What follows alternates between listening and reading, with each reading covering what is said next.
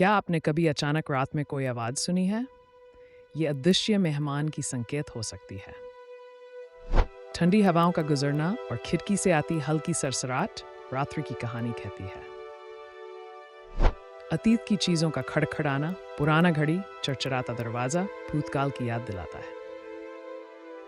वह आवाज़ जो सामान सरकने से आती है, कभी काल्पनिक, कभी वास्तविक, हमें परेशान करती है। अंत में रात की शांति में छुपे ये अदृश्य संगीत को सुनकर हम एक अलग सुकून पाते हैं।